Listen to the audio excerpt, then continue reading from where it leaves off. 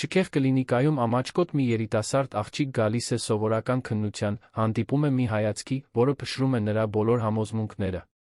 Սեղանի մյուս կողմում միլիոնատեր բժիշկը, որը հայտնի է իր սառնասրտությամբ, զգում է, թե ինչպես է սեփական էթիկան դողում, երբ հասկանում է, որ այս հիվանդը նման չէ մյուսներին։ Սպիտակ միջանցքներում անքուն գիշերների ընթացքում ծնվում է լուռ լարվածություն, որը մարտահրավեր է նետում կանոններին, հեղինակություններին, զգացմունքների հանդեպ վախին։ Երբ միջազգային առաջարկը հասնում է նրա դռանը, նա պետք է ընտրություն կատարի կատարյալ կենսագրության միակ սրտի միջ, որը նրան իսկապես տեսել է։ Նախքան խորասուզվելը այս հուզիչ պատմության մեջ, բաժանորդագրվեք ալիքին, դրեք հավանում մեկնաբանություններում գրեք, որտեղից եք դիտում։ Երանի կենտրոնական ավտոկայանը եռում էր, երբ Լուսինեն իջավ ավտոբուսից, կրծքին սեղմած իր մաշված պայուսակը, որը կրում էր նրա բոլոր երազանքները։ Երանը նրան դիմավորեց իր սովորական անտարբերությամբ, ազդանշանների շտապող ձայների սիմֆոնիայով։ 24-ամյա աղջիկը նայեց իր ձեռքի ճմրթված թղթին, որի վրա գրված էր հյուրատան հասցեն, ապա իր կողքի մաշված կապույտ ճամպրուկին, հավատարիմ ուղեկից մի ճանապարհորդության, որը սկսվել էր այդ ավտոբուսից շատ առաջ։ Դա ընդամենը հետազոտություն է, կրկնում էր նա իրեն, որպես մանտրա։ Մի հետազոտություն, որը կարող էր որոշել նրա ապագան, բայց այնուամենայնիվ, ընդամենը սովորական բժշկական պրոցեդուրա։ Լուսինեն Գյումրիի քոլեջի վերջին կուրսի բուժքույրական ֆակուլտետի ուսանող էր, կարիք ուներ այդ կոնկրետ եզրակացության, իր պրակտիկայի փաստաթղթերը լրացնելու համար։ Երկրի լավագույն մասնագետներից մեկը, ասել էր նրա պրոֆեսորը, բժշկին խորհուրդ տալիս։ Մի փոքր ավելի թանկ կարժենա, բայց արժե ամեն մի կոպեկը։ Ամիսներ շարունակ խնայելուց հետո, նույնիսկ ամենայական ծախսերը կրճատելով, նա վերջապես կարողացել էր բավականաչափ գումար հավաքել խորհրդատվության ճանապարհորդության համար։ 3 օր Երանում, մեկը հասնելու, մյուսը հետազոտության, երրորդը վերադառնալու համար։ Ամեն ինչ հաշվարկված էր մաթեմատիկական ճշգրտությամբ, ինչպես նա անում էր իր ամսական ծախսերի հետ այն բանից հետո, երբ դեռահասության տարիներին կորցրել էր ծնողներին, սկսել էր ապրել մորաքրոջ օգնությամբ։ Տաքսին նրան իջեցրեց Կոնդ թաղամասի մի ընտանեկան հյուրատան դիմաց։ Տեղը համեստ էր, բայց մաքուր, հենց այն, ինչ խոստանում էր նրա մանրակրկիտ ինտերնետային որոնումը։ Տիկին Անահիտը, մոխրագույն մազերով ջերմ ժպիտով սեփականատերը, նրան ցույց տվեց փոքր սենյակը մեկ տեղանոց մահճակալով, պարզ կոմոդով միջանցքում գտնվող ընդհանուր լոգարանով։ Վաղը քո մեծ օրն է, այնպես չէ՞, հարցրեց կինը, այն բանից հետո, երբ Լուսինեն հակիրճ բացատրեց իր մնալու պատճառը։ Դա ընդամենը հետազոտություն է, ավտոմատորեն պատասխանեց նա, կարծես դրա կարողությունը նվազեցնելը կարող էր հանգստացնել թիթեռներին, որոնք անդադար պարում էին նրա ստամոքսում։ Այդ անծանոթ մահճակալին պառկած, Լուսինեն մտովի վերանայեց այն ամենը, ինչ գիտեր դոկտոր Հարություն Մանուկյանի մասին։ Նրա անունը գրեթե լեգենդ էր բուժքույրական ֆակուլտետի միջանցքներում։ Ավարտել էր ԵՓՀ գերազանցությամբ, մասնագիտացում անցել Լոնդոնում, դոկտորական ստացել Միացյալ Նահանգներում, Հորիզոնտ կլինիկայի սեփականատերն էր, ազգային հենակետ առաջադեմ ախտորոշման ոլորտում, հաճախակի էր հայտնվում սոցիալական սյունակներում ու բժշկական ամսագրերում։ 38 տարեկանում նա համարվում էր ոչ միայն երկրի ամենափայլուն մասնագետներից մեկը, այլ Երանի բարձր հասարակության ամենացանկալի ամուրիներից մեկը։ Հաջորդ առավոտ Լուսինեն արթնացավ զարթուցիչի զանգից առաջ։ Հագավ այն հագուստը, որը նա այդքան խնամքով էր առանձնացրել, ծնկներին հասնող մուգ կապույտ կիսաշրջազգեստ, սպիտակ կոճակներով վերնաշապիկ աննկատ կոշիկներ, ամենաֆորմալը, ինչ կարողացել էր գտնել իր սահմանափակ զգեստապահարանում։ Իր շագանակագույն մազերը հավաքեց ցածր կապում, շուրթերին քսեց միայն վարդագույն շրթներկ, քննադատական հայացքով դիտելով իր արտացոլանքը կոմոդի փոքր հայելու մեջ։ Հորիզոն կլինիկան գտնվում էր Մաշտոցի պողոտայի վրա գտնվող մի տպավորիչ շենքում, ամբողջությամբ հայելապատ ապակիներով, որոնք արտացոլում էին այդ առավոտվա մասամբ անպամած երկինքը։ Հենց մուտքի մոտ ակնհայտ էր այդ վայրի նրա աշխարհի միջ եղած հակադրությունը։ Մարմարե հատակն այնքան էր փայլում, որ Լուսինեն կարողանում էր տեսնել իր աղավաղված արտացոլանքը դրա վրա։ Թանկարժեք օծանելիքի նուրբ բույրը կախված էր օդում, խառնված չափազանց մաքուր հիվանդանոցային միջավայրի բնորոշ հոտին։ Ընդունարանում նրան դիմավորեց կատարյալ ժպիտով անթերի համազգեստով սպասարկողը։ Բարի լույս։ Ինչով կարող եմ օգնել։ Ես դոկտոր Հարություն Մանուկյանի հետ խորհրդատվություն ունեմ նշանակված ժամը 10:39։ Իմ անունը Լուսինե Քամալյան է։ Կինը ստուգեց համակարգը կատարյալ մատնահարդարված եղունգներով մատներով։ Այո, ահա։ Առաջին խորհրդատվություն, ճիշտ է։ Կարող եք ներկայացնել ձեր փաստաթղթերը լրացնել այս ծաթուղթը, խնդրում եմ։ Լուսինեն նստեց սպասասրահի էրգոնոմիկ բազկաթոռներից մեկում, սկսեց լրացնել ընդարձակ բժշկական հարցաթերթիկը։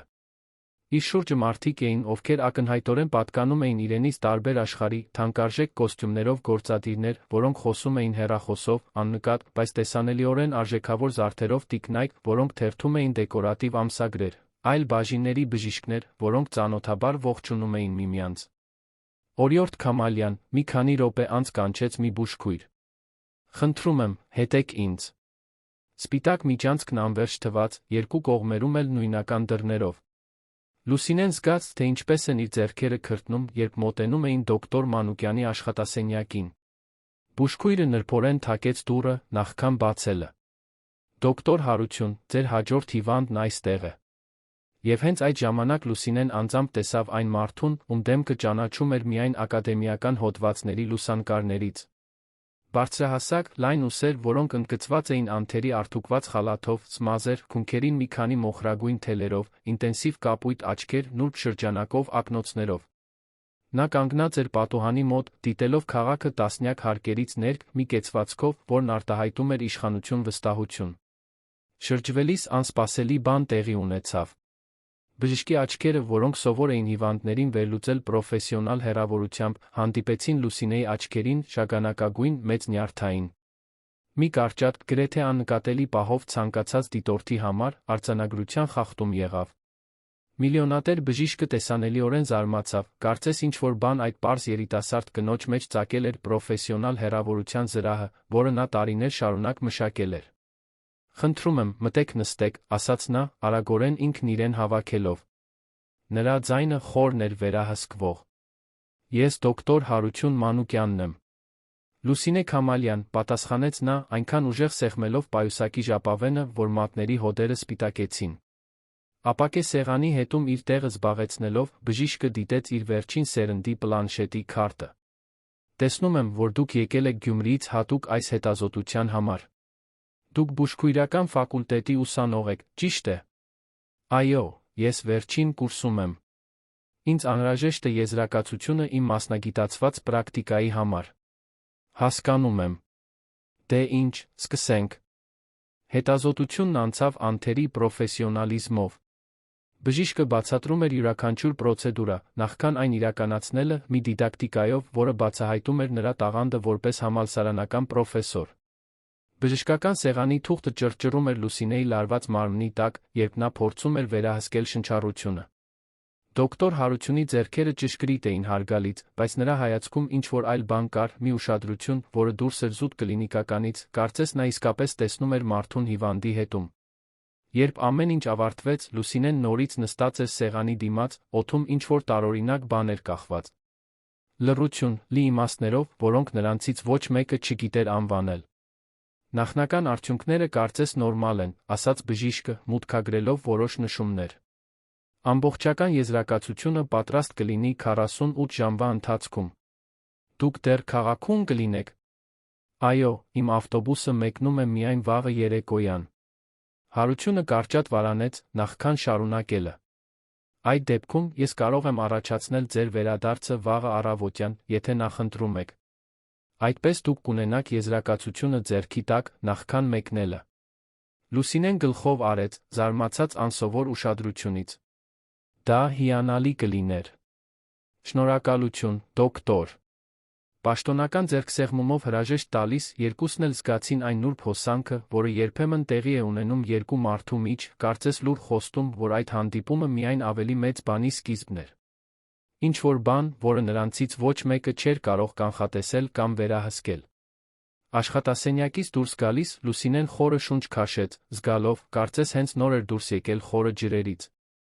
Մինչ վերելակը իջնում էր, նրան վերադարձնելով իրական աշխարհ, նա չնկատեց, որ վերին հարկում դոկտոր Հարություն Մանուկյանը մնացել էր կանգնած, հայացքն անշարժ հառած դռանը, որտեղից նա դուրս էր եկել, մի արտահայտությամբ, որը նրա գործընկերները երբեք չէին տեսել։ Երանի վրա երեկո էր իջնում, երբ Լուսինեն լքեց «Հորիզոն» կլինիկայի շենքը։ Երկինքը ձեռք էր բերել նարնջագույն երանգներ, որոնք հակադրվում էին շենքերի մոխրագույնին։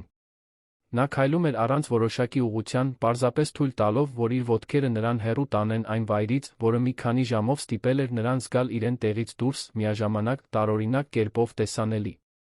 Մտքերը պտտվում էին նրա մտքում, որպես խելագար կարուսել։ Ինչու՞։ Էր դոկտոր Հարությունը նրան այդպես նայել։ Ինչու՞։ Էր առաջարկել այդքան արագ վերադարձ, երբ, ըստ նրա հավաքած բոլոր տեղեկությունների, նրա օրակարգը սովորաբար ամիսներ առաջ էր լիքը լինում։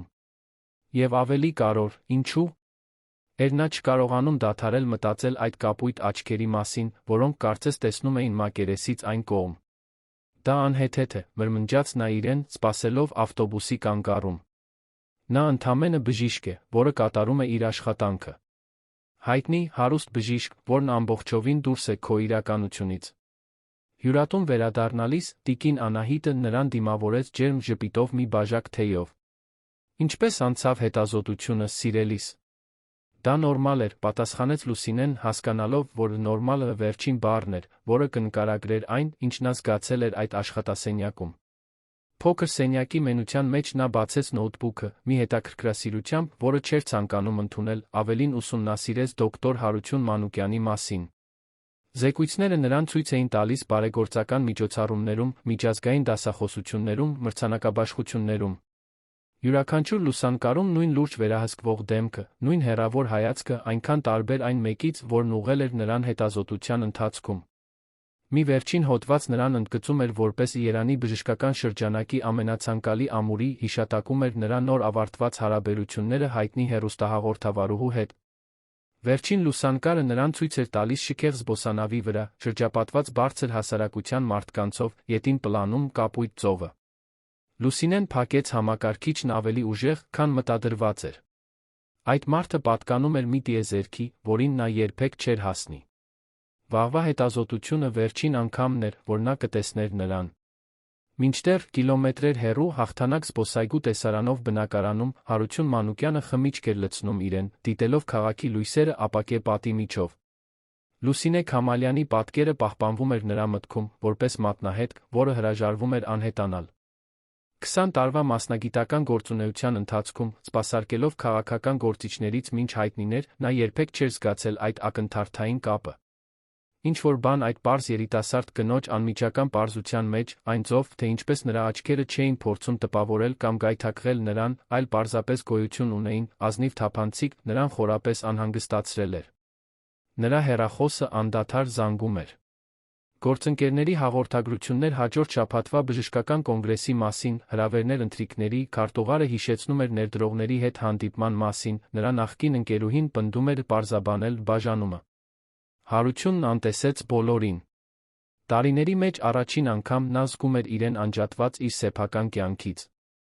Նա բացեց կլինիկայի համակարգը իր անձնական համակարգչում վերանայեց Լուսինեի հիվանդության պատմությունը։ 24 տարեկան գավառական փոքր քաղաքից, կրթաթոշակառու ուսանող, բժշկական պատմություն առանց նշանակալի բարդությունների։ Սովորական քարտ, որը ոչինչ չէր բացահայտում տվյալների հետում կանգնած անձի մասին։ Բժիշկը բռնեց իրեն հաջորդ օրվա օրակարգը փոփոխելիս, առաջացնելով այլ հանդիպումներ, որպեսզի կարողանար անձամբ ընդունել նրան, երբ թիմի ցանկացած այլ բժիշկ կարող էր պարզապես հանձնել արդյունքները։ Դա անելիս նրա գիտակցության մի մասը հարցնում էր նրան, արդյոք իր արածը էթիկ էր։ Պրոֆեսիոնալ։ Ռացիոնալ։ Այն չէր։ Եվ այդ հաստատումը նրան ավելի էր վախեցնում, քան ցանկացած բարդ ախտորոշում, որը նա երբեք ստիպված էր եղել տալ։ Նրա հեռախոսը նորից զանգեց։ Այս անգամ նա պատասխանեց, տեսնելով Դավիթի իր մանկության ընկերոջ միակ ճշմարիտ վստահելիի անունը։ Ինչպե՞ս է, հայտնի դոկտոր։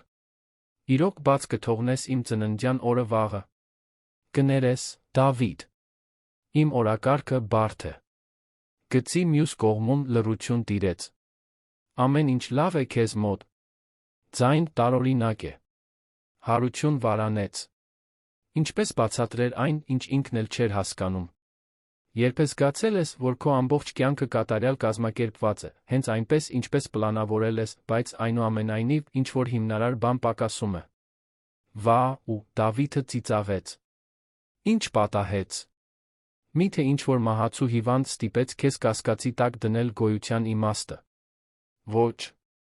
Իրականում դա կատարյալ առողջ հիվանդ էր։ Զրույցը շարունակվեց մի քանի րոպե, Հարությունը խուսափում էր մանրամասներից, բայց նրա ընկերը չափազանց խորաթափանց էր, որպեսզի խաբվեր։ Տես, չգիտեմ, թե ով է այդ խորհրդավոր հիվանդը, որը քեզ շփոթեցրել է, բայց զգույշ եղիր։ Դու ավելի լավ գիտես, քան ցանկացած ուրիշը դրա էթիկական մասնագիտական բարդությունները։ Չկա ոչ մի դա, Դավիթ։ Դա ընդամենը խորհրդատվություն էր։ Իհարկե։ Եվ դրա համար էլ դու հինգշաբթի երեկոյան միայնակ խմում ես, փիլիսոփայելով էկզիստենցիալ դատարկությունների մասին։ Հեռախոսը անջատելուց հետո Հարությունը մնաց պատշգամբում, դիտելով լուսավորված քաղաքը։ Այնտեղ ներքում միլիոնավոր լույսերի կետերի մեջտեղում մի երիտասարդ բուժքույրական ուսանողուհի կար, ով առանց իմանալու հենց նոր էր ճակ բացել ապակե ամրոցում, որը նա կառուցել էր իր շուրջը։ Հաջորդ առավոտ Լուսինեն արթնացավ սրտի արագ զարկերով։ Երազել էր աշխատասենյակի մասին, բայց երազում միայն նա բժիշկն էին, առանց նրանց միջ ապակե սեղանի, առանց թղթերի, առանց զականությունների, պարզապես երկու մարդ, որոնք զրուցում էին, կարծես տարիներ շարունակ ճանաչում էին միմյանց։ Հիմարություն, ասաց նա իր արտացոլանքին հայելու մեջ, մազերը հավաքելիս։ Այսօր նա հագել էր պարզ ջինսե տաբատ բամբակյա բլուզ, պարզապես արդյունք ստանալու համար ձականության կարիք չկար։ Կլինիկա հասնելուն պես նա զարմացավ, տեղեկանալով, որ դոկտոր Հարությունն անձամբ կընդունի իրեն։ Սովորաբար օգնականներից մեկն է հանձնում եզրակացությունները, մեկնաբանեց ընդունարանի աշխատակցուհին վատ քողարկված հետաքրքրասիրությամբ։ Սպիտակ միջանցքն այս անգամ ավելի երկար թվաց։ Լուսինեն կարող էր զգալ իր սրտի զարկերը, որոնք արձագանքում էին իր ականջներում։ Երբ աշխատասենյակի դուռը բացվեց, նա այնտեղ էր, նույն անթերի խալաթը, նույն էլեգանտ կեցվածքը, բայց նրա հայացքում ինչ-որ բան փոխվել էր։ Կար մի խոցելիություն, որը չկար նախորդ օրը, կարծես ինչ-որ անտեսանելի արգելք հանվել էր։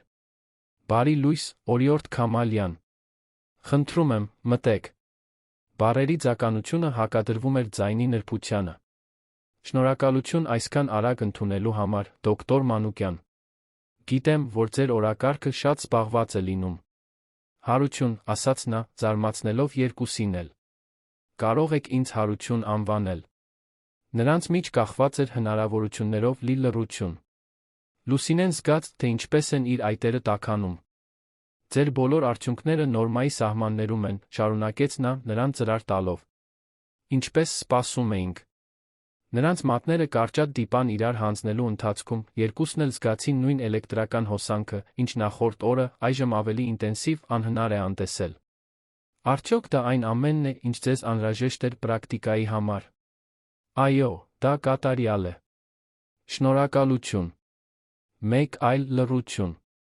Նրանցից ոչ մեկը կարծես թե պատրաստ չէր անել հաջորդ տրամաբանական քայլը, ավարտել խորհրդատվությունը հրաժեշտ տալ։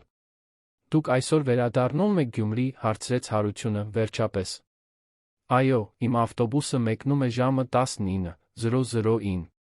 Հարությունը նայեց ժամացույցին, կարծես այնտեղ լուծում էր փնտրում։ Լուսինե, ես սկսեց, ապա կանգ առավ, վերադասավորելով իր մտքերը։ Բժշկական համալսարանն այսօր կեսօրին կոկտեյլ է կազմակերպում, ներկայացնելու առողջապահության ոլորտի խոստումնալից ուսանողների համար նոր հետազոտական կրթաթոշակային ծրագիր։ Որպես բուժքույրական ֆակուլտետի վերջին կուրսի ուսանող, դա կարող է հետաքրքիր լինել ձեզ համար։ Նա նրան նայեց, զարմացած։ Արդյոք դա պրոֆեսիոնալ հրավեր էր, թե ավելին։ Դա շատ հետաքրքիր կլիներ, այո։ Հիանալի է։ Դա ժամը 16:09 է, Մաքսուդ Պլազա հյուրանոցում։ Ես կարող եմ ձեր անունը մտցնել հյուրերի ցուցակում։ Ես պատշաճ հագնված չեմ նման միջոցառման համար, նկատեց Լուսինեն, նայելով իր պարզ հագուստին։ Հարությունը ժպտաց, առաջին անկեղծ ժպիտը, որը նա տեսավ։ Համոզված եմ, որ դուք կատարյալ կլինեք։ Կարորը փայլուն միտքն է, ոչ թե հագուստը։ Երկրորդ անգամ աշխատասենյակից դուրս գալիս, Լուսինեն իրեն լողացող էր զգում։ Միայն երբ արդեն վերելակում էր, նա հասկացավ, որ չունի հյուրանոցի ճշգրիտ հասցեն, չգիտեր, թե ինչպես պետք է պահի իրեն բժշկական բարձր հասարակության միջոցառման ժամանակ։ Բայց դրանցից ոչ մեկը կարևոր չէր թվում, համեմատած Հարությունին նորից տեսնելու հեռանկարի հետ, այլ համատեքստում, որտեղ գուցե նրանք իսկապես կարող էին զրուցել։ Հյուրատուն վերադարձի ճանապարհին նա չնկատեց կլինիկայի անկյունում կայանված լիմուզինը, ոչ էլ էլեգանտ կնոջը, որը վճռական քայլերով դուրս էր գալիս դրանից, ուղղվելով ընդունարան հարցնելով դոկտոր Հարություն Մանուկյանի մասին։ Նույն կինը, ում դեմքը հայտնվում էր բժշկի կողքին սոցիալական միջոցառումների լուսանկարներում, որոնք Լուսինեն տեսել էր նախորդ գիշեր։ Մաքսուդ Պլազա հյուրանոցը բարձրահարկ էր կանգնած Երանի սրտում, ճարտարապետության դասական օրինակ, որը համատեղում էր անժամկետ էլեգանտությունը զուսպ շքեղության հետ։ Լուսինեն կանգնեց հակառակ մայթին, խորը շունչ քաշեց նորից նայեց իր պարզ զգեստին, որը շտապ գնել էր հյուրատան մոտակա հանրախանութում։ Գործվածքի մուգ կապույտը բավականաչափ զուսպ էր ակադեմիական միջոցառման համար, բայց այնուամենայնիվ նա իրեն զգում էր որպես ներխուժող, ով պատրաստվում էր բացահայտվել։ Դու կարող ես մրմնջաց նա իրեն անցնելով փողոցը այն վճռականությամբ, ով կյանքում շատ ավելի մեծ մարտահրավերների էր բախվել։ Հյուրանոցի նախասրահը փայլում էր բյուրեղյա ջահերով թարմ ծաղիկների կոմպոզիցիաներով։ Հետելով ցուցումներին, Լուսինեն հասավ այն սրահին, որտեղ կոկտեյլն արդեն սկսվել էր։ Էլեգանտ ցուցանակը հայտարարում էր բժշկական նորարարությունների հետազոտական կրթաթոշակային ծրագիր, Հորիզոն հիմնադրամ։ Մուտքի մոտ մի ընդունարանի աշխատակցուհի դիտեց հյուրերի ցուցակը։ Լուսինե Քամալյան, այո, ահա։ Դուք դոկտոր Մանուկյանի հատուկ հյուրն եք։ Խնդրում եմ, մտեք։ Հատուկ հյուր։ Բառերը արձագանքում էին նրա մտքում, մինչ նա մտնում էր սրահ, որը լի էր մարդկանցով, ովքեր արտահայտում էին հաջողություն արտոնություն։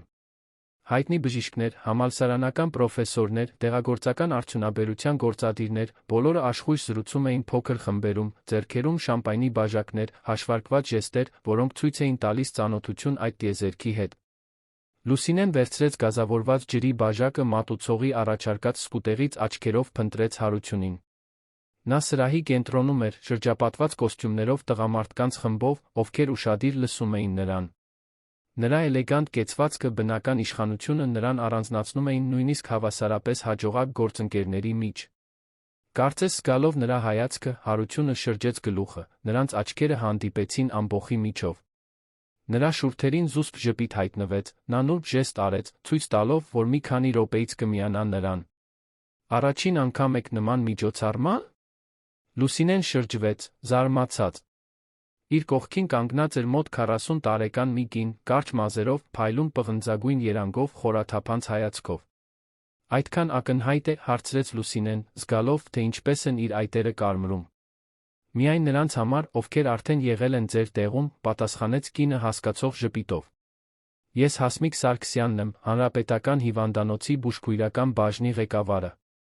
Լուսինե Քամալյան, ներկայացավ նա, տպավորված։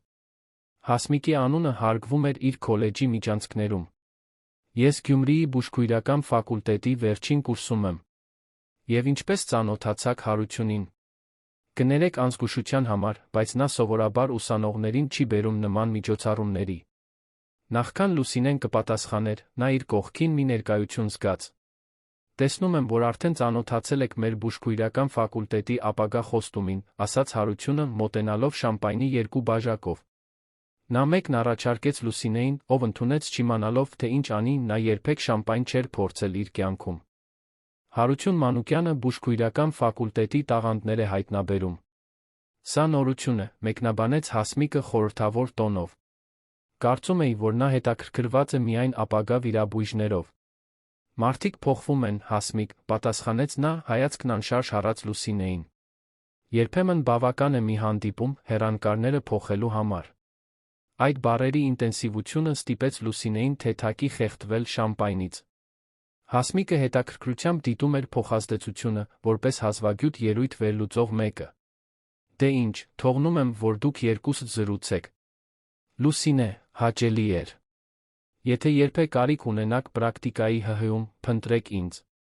Երբ նրանք մնացին մենակ կամ այնքան մենակ, որքան կարելի է լինել մարդաշատ սրահում, նրանց միջ անհարմար լռություն տիրեց։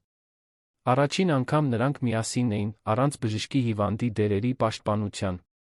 Դուք գեղեցիկ եք, ասաց Հարությունը վերջապես։ Կապույտը ձեզ շատ է սազում։ Շնորհակալություն, պատասխանեց նա, զգալով, թե ինչպես է սիրտը արագանում։ Ես մեծ փորձ չունեմ նման միջոցառումների հետ։ Ես էլ, անկեղծ ասած։ Լուսինեն նրան նայեց, անհավատալիորեն։ Դուք այն բժիշկը, որը հայտնվում է բոլոր սոցիալական սյունակներում։ Հայտնվելը չի նշանակում պատկանել, պատասխանեց նա, զարմացնելով նրան անկեղծությամբ։ Ես գալիս եմ այս միջոցառումներին մասնագիտական պարտավորությունից դրդված, ոչ թե հաճույքից։ Հարությունը նրան առաջնորդեց խմբերի միջով, ներկայացնելով նրան գործընկերներին պրոֆեսորներին որպես մեծ ներուժ ունեցող փայլուն ուսանող։ Աստիճանաբար Լուսինեն սկսեց ավելի հարմարավետ զգալ իրեն, հատկապես, երբ զրույցը շրջվում էր ակադեմիական թեմաների շուրջ, որոնցում նա կարող էր ցուցադրել իր գիտելիքները։ Դուք իսկապես հասկանում եք թեմայից, մեկնաբանեց նյարդաբանության պրոֆեսորը, նոր բուժման արձանագրությունների քննարկումից հետո։ Հարությունը լավ աչք ունի տաղանդների համար։ Ժամերը անցան զարմանալի արագությամբ։ Հարությունը մնաց նրա կողքին ժամանակի մեծ մասը, երբեմն հեռանալով ողջունելու որեկարոր հյուրի, բայց միշտ վերադառնալով, կարծես անտեսանելի ուժը նրան հետ էր քաշում իր ուղեծիր։ Ավելի հանգիստ պահին նրանք հայտնվեցին պատշգամբի մոտ, որտեղից բացվում էր քաղաքի տեսարան։ Դուք լավ ժամանակ եք անցկացնում, հարցրեց նա։ Ես տպավորված եմ, խոստովանեց Լուսինեն։ Երբեք չէի պատկերացնի, որ կլինեմ նման վայրում, հավասարապես զրուցելով մարդկանց հետ, ում ճանաչում էի միայն ակադեմիական հոդվածներից։ Դուք պատկանում եք այս միջավայրին, ինչպես ցանկացած ուրիշը այստեղ։ Գուցե ավելին։ Նրա ձայնում ինչ-որ բան կար, մերկ ճշմարտություն, որը հակադրվում էր շրջակա տեսքերի միջավայրին։ Հարություն, ինչու՞։ Հրավիրեցիք ինձ։ Իրականում։ Նա վարանեց, կարծես ճիշտ բառերն էր փնտրում։ Որովհետև երեկվանից, երբ դուք մտաք իմ աշխատասենյակ, ես ոչ մի այլ բանի մասին չեմ կարող մտածել։ Գիտեմ, որ դա անպատշաճ է, նույնիսկ ոչ էթիկական, հաշվի առնելով, որ դուք իմ հիվանդն էի։ Բայց ձեր մեջ ինչ-որ բան կա, որը… Հարություն, սիրելիս։ Վերջապես գտա քեզ։ Կանացի ձայնը, մեղեդային կատարյալ մոդուլացված, կտրեց պահը, որպես սուր շեղբ։ Լուսինեն շրջվեց, տեսնելու ապշեցուցիչ կնոջը, որը մոտենում էր այն վստահությամբ, ով տիրում է աշխարհին անթերի հարթարված շիկահեր մազերով, դիզայներական զգեստով, որը կարծես կարված էր անմիջապես նրա մարզիչների կողմից քանդակված մարմնին, աննկատ, բայց տեսանելիորեն թանկարժեք զարդերով։ Վանեսա, ասաց Հարությունը, ձայնում ակնհայտ լարվածությամբ։ Չգիտեի, որ կգայիր։ Ինչպես կարող էի բաց թողնել տարվա միջոցառումը, պատասխանեց նա, ամբողջովին անտեսելով Լուսինեի ներկայությունը։ Բացի այդ, մենք պետք է խոսենք։ Անցյալ շաբաթվա այդ թյուրիմացությունը ծիծաղելի էր։ Վերջապես, կարծես հենց նոր էր նկատել մեկ այլ մարդու գոյությունը, Վանեսան շրջվեց Լուսինեի կողմը, ժպիտով, որը չէր հասնում աչքերին։ Օ, կներեք։ Չտեսա, որ ուղեկցորդ ունեիք։ Դուք… Լուսինե Քամալյան, ներկայացավ նա, հանկարծ իրեն ավելի փոքր զգալով իր հանրախանութի զգեստով։ Բուժքույրական ֆակուլտետի ուսանող։ Ինչպիսի հրաշք, պատասխանեց Վանեսան մի տոնով, որն առաջարկում էր հակառակը։ Հարությունը միշտ այդքան նվիրված է եղել սոցիալական գործերին։ Հորիզոնը հիմնադրամը հիանալի կրթաթոշակային ծրագիր ունի կարիքավոր ուսանողների համար, այնպես չէ սիրելիս։ Լուսինեի դեմքը այրվեց մեկնաբանությունից։ Այսպիսով, սա էր նա մտածում իր մասին։ Բարեգործություն։ Վանեսա, խնդրում եմ, Հարությունի ձայնում նախազգուշացում կար։ Լուսինեն հատուկ հյուր է չափազանց իրավասու մասնագետ։ Իհարկե, ասաց Վանեսան, անփույթ ժեստ անելով ձեռքով։ Չէի ուզում վիրավորել։ Բայց մենք իսկապես պետք է առանձին խոսենք, Հարություն։ Այն նախագծի մասին, որը մենք քննարկեցինք զբոսանավի վրա անցյալ շաբաթ։ Բառերը հարվածեցին Լուսինեին, որպես հարված ստամոքսին։ Զբոսանավը։ Ինտերնետում տեսած լուսանկարը։ Հարությունի կյանքի իրականությունը, այնքան հեռու իրենից, նյութականացավ այդ ապշեցուցիչ կնոջ տեսքով, ով ակնհայտորեն նրա հետ ուներ մտերմություն, որը դուրս էր պարզ ծանոթներից։ Կներեք, մրմնջաց Լուսինեն, դնելով բաժակը մոտակա սեղանին։ Ես պետք է գնամ։ Իմ ավտոբուսը։ Լուսինե, սպասիր, կանչեց Հարությունը, բայց նա արդեն արագ հեռանում էր։ Նա գրեթե վազելով անցավ սրահը, զգալով հետող հետաքրքրասեր հայացքները։ Ինչպիսի հիմար էր նա։ Թույլ տալ իրեն երազել, թեկուզ մի քանի ժամով, որ կարող էր պատկանել այդ աշխարհին։ Որ Հարություն Մանուկյանի նման մարդն իսկապես կարող էր հետաքրքրվել իրենով, չտեսնել նրան որպես բարեգործական նախագիծ կամ, ավելի վատ, ժամանակավոր շեղում։ Գիշերվա սառը օդը հարվածեց նրան, երբ նա դուրս եկավ հյուրանոցից։ Անձրի խոշոր կաթիլները սկսեցին թափվել, կարծես երկինքը կիսում էր նրա հանկարծակի տխրությունը։ Առանց հովանոցի կամ տաք հագուստի, Լուսինեն սկսեց շտապ քայլել մայթով, թույլ տալով արցունքներին խառնվել անձրին, որն այժմ ավելի ուժեղ էր թափվում։ Լուսինե, խնդրում եմ, կանգնիր։ Հարությունի ձայնը հնչեց նրա հետից։ Նա շրջվեց, տեսնելու նրան, որը վազում էր դեպի իրեն, նրա կատարյալ հարդարված մազերը այժմ անկանոն էին անձրից, թանկարժեք կոստյումը ամբողջովին թրջված էր։ Գնա, Հարություն։ Վերադարձիր քո միջոցառմանը, քո նախկին ընկերուհուն, քո աշխարհին։ Դա այն չէ, ինչ դուք մտածում եք, ասաց նա, հասնելով նրան։ Վանեսայի ես բաժանվել ենք ամիսներ առաջ։ Նա պարզապես փորձում է վերականգնել, բայց մեր միջ ոչինչ չկա։ Իսկ ինչ կա մեր միջ, Հարություն։ Միլիոնատեր բժիշկ գավառական ուսանողուհի, ով հազիվ է կարողանում վճարել քեզ հետ խորհրդատվության համար։ Սա հեքիաթ չէ։ Սա իրական կյանք է, իրական տարբերություններով, որոնք չեն անհետանում միայն այն պատճառով, որ մենք զգում ենք ինչ-որ բան։ Անձրը ուժեղացավ, վերածվելով արծաթագույն վարագույրի, որը նրանց մեկուսացնում էր աշխարհի մնացած մասից։ Այնտեղ Երանի ամենաբանուկ պողոտաներից մեկի մայթին, նրանք ընդամենը երկու մարդ էին, որոնք բախվում էին զգացմունքների ճշմարտությանը, որոնք շատ արագ էին առաջացել հասկացվելու համար։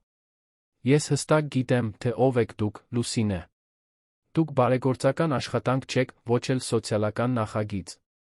Դուք ամենաիսկական մարդն եք, ում ես երբե հանդիպել եմ։ Մեկը, ով ստիպել է ինձ կասկածի տակ դնել այն ամենը, ինչ ես կառուցել գնահատել եմ մինչ օրս։ Նա մեկ քայլ առաջ արեց, նվազեցնելով նրանց միջ հեռավորությունը։ Չգիտեմ, թե ինչ է սա մեր միջ։ Գիտեմ միայն, որ երբեք նման բան չեմ զգացել, որ երեկվանից ձեզ նորից չտեսնելու գաղափարն անտանելի է։ Լուսինեի սիրտն այնքան ուժեղ էր բաբախում, որ կարծես ուզում էր դուրս թռչել կրծքից։ Անձրն այժմ ամբողջովին թրջել էր նրանց, բայց նրանցից ոչ մեկը կարծես չէր նկատում։ Ձեր ավտոբուսը, հանկարծ ասաց Հարությունը։ Ժամը քանիսին է մեկնում։ 1 ժամից, պատասխանեց նա, նայելով իր թրջված ժամացույցին։ Բայց ես չեմ կարող։ Մնացեք, բառը դուրս եկավ որպես խնդրանք, ոչ թե հրաման։ Միայն 1 օր էլ։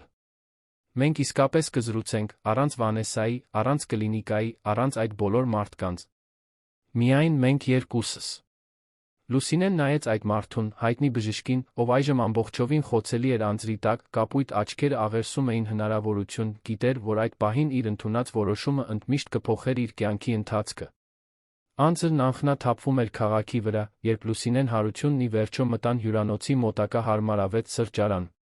Թրջված շնչահեղձ, նրանք ընտրեցին հեռավոր սեղան, որտեղ շշուկով խոսակցությունները չէին հասնի ուրիշների ականջներին։ Հակադրությունն ավելի մեծ լինել չէր կարող, նա իր թրջված կոստյումով, որն անշուշտ արժեր նրա մի քանի ամսվա վարձավճարի չափ։ Նա իր շտապ գնված կապույտ զգեստով, որն այժմ կպած էր մարմնին, որպես երկրորդ մաշկ։ Դուք դողում եք, նկատեց Հարությունը, հանելով բաճկոնը առաջարկելով նրան։ Ես լավ եմ, պատասխանեց Լուսինեն, բայց այնուամենայնիվ ընդունեց ժեստը, փաթաթվելով դեռս խոնավ գործվածքին, որը կրում էր նրա օծանելիքի բույրը։ Մատուցողուհին մոտեցավ, հետաքրքրությամբ նայելով անհավանական զույգին։ 2 սուրճ, խնդրում եմ, խնդրեց Հարությունը։ Իսկ ուտելիք ունեք։ Դարչինով տորթը տան մասնագիտությունն է, պատասխանեց մատուցողուհին։ Կատարյալ։ 2 կտոր, ուրեմն։ Երբ նրանք նորից մենակ մնացին, լռություն տիրեց նրանց միջ, այլս ոչ թե լարվածությամբ լի, այլ սպասումով։ Անձրի տակ կայացված որոշում կար, ավտոբուս, որը կմեկներ առանց իր ուղորի, այժմ նրանք պետք է պարզեին, թե ինչ անեն այն հնարավորության հետ, որը ստեղծել էին։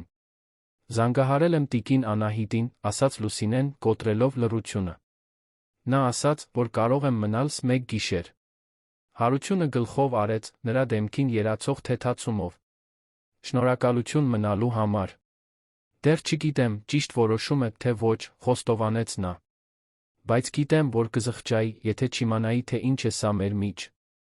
Սուրճերը եկան, գոլորշիացող բուրումնավետ, մի քանի պահ տալով նրանց մտքերը վերադասավորելու համար։ Վանեսայի ես ծանոթացել ենք քոլեջում, սկսեց Հարությունը, կարծես զգալով, որ պետք է բացատրություններ տար։ Մենք ունեինք նույն սոցիալական շրջանակները, նույն հավակնությունները։ Մենք տարիներ շարունակ հանդիպում էինք, բաժանվում, նորից հաշտվում մի քանի անգամ։ Դա ավելի շատ հարմար գործընկերություն էր, քան կրքոտ հարաբերություն։ Ինչու՞։ Էկ ինձ դա պատմում։ Որովհետև ուզում եմ, որ հասկանաք, որ այն, ինչ ես զգում եմ ձեր հանդեպ, լիովին տարբերվում է այն ամենից, ինչ ես երբեք զգացել եմ։ Դա հարմարավետության կամ հարմարության մասին չէ։ Նրա հայացքը գրեթե ցավոտ ինտենսիվություն ուներ։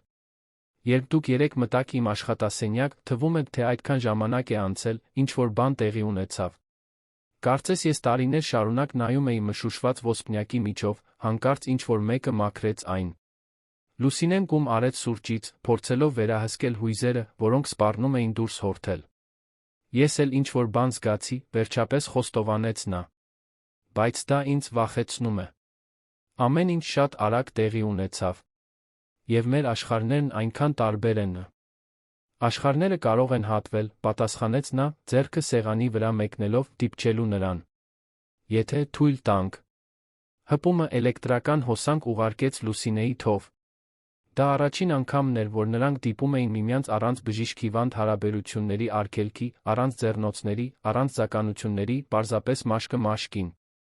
Պատմեք ինձ ձեր մասին, խնդրեց Հարությունը։ Իրական Լուսինեն, ոչ թե բժշկական քարտի։ Եվ նա պատմեց։ Խոսեց փոքր քաղաքում մեծանալու մասին, դեռահասության տարիներին ծնողներին կորցնելու մասին, մորաքրոջ մասին, ով նրան ապաստան էր տվել, բայց հազիվ էր կարողանում ապրուստը հոգալ, կես դրույքով աշխատանքների մասին, քոլեջի վճարը հոգալու համար, բուժքույր դառնալու մարդկանց կյանքում փոփոխություն մտցնելու երազանքի մասին։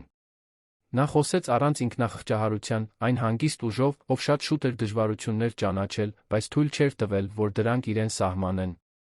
Հարությունը ուշադիր լսում էր, չընդհատելով, կարծես յուրաքանչյուր բառ թանկարժեք բացահայտում լիներ։ Երբ նա ավարտեց, նրա հերթն էր։ Դուք գիտեք, թե ով եմ ես հանրության առջ, հաջողակ բժիշկը, մասնագետը, առողջապահության գործարարը։ Այն, ինչ դուք չգիտեք, այն է, որ ես մեծացել եմ վախով։ Իմ հայրը վիրաբույժ էր, փայլուն, բայց էմոցիոնալ առումով բացակա մարդ։ Նա բացարձակ կատարելություն էր պահանջում։ Ցանկացած գնահատական գերազանցից ցածր հիասթափության պատճառ էր։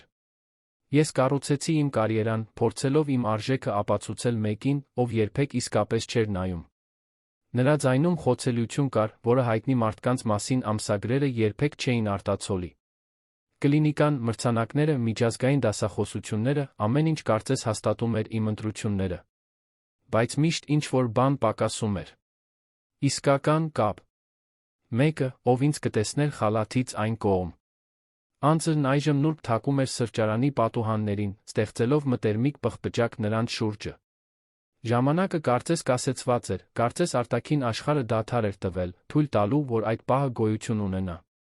Եվ հետո դուք հայտնվեցիք, շարունակեց Հարությունը։ Այդ աչքերով, որոնք ոչինչ չէին խնդրում, որոնք չէին փորձում տպավորել, որոնք պարզապես տեսնում էին։